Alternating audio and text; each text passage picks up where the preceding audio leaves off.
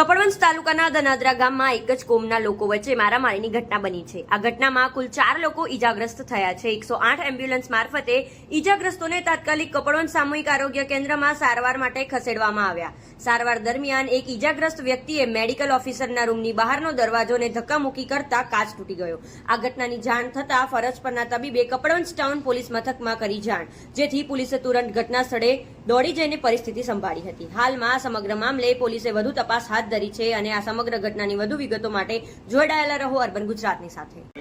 108ની team દર્દી લઈને આવ્યા હતા। દર્દી અંદર સ્ટેશનમાંથી બેસાડ્યા, બાકડા પર બેસાડ્યા, ટ્રીટમેન્ટ ચાલુ છે અંદર, અને દર્દીનો ગુસ્સો અને બહાના પર ઉતાર્યો, બહાનાનો કાચ તોડી નાખ્યો। બધા લાભાર્થી ઊભા હતા, એમાં બધું નુકસાન થયેલ છે। નાના છોકરાઓ પણ નીકળ્યા હતા, જે હાલ એના ટ્રીટમેન્ટ ચાલતી હતી, અને મેડિકલ ઓફિસર રૂમની બહારનો કાચ તોડ નાખ્યો છે, જે આપણે દેખાય કે સીધો એના બેઠાને એમને તોડ નાખ્યો છે કાચ। હું અહીંયા સિસ્ટર છું, સ્ટાફ નર્સ મીનાક્ષીબેન મારું નામ છે, અને 108 આવી લગભગ 1 વાગ્યાની અંદર 108 આવી અમે 3 દર્દીઓ આવ્યા મારામારીના, બરાબર। હવે એ આવ્યા, અંદર અમે લીધા એ પેશન્ટને, અને અંદર એમનો આંતરિક ઝઘડો હતો એટલે મારામારી અંદર અહીંયા જ કરવા માંડ્યા, અને પેલી સાહેબનો ઓફિસનો કાચ તોડી નાખ્યો, બારણાનો કાચ તોડી નાખ્યો।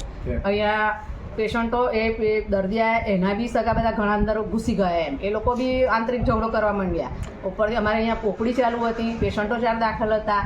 ના, નુકસાન કોઈને નથી થયું, પણ એમ કે કાચ બધે વેરવી એટલે કોઈને વાગી તો શકે ને।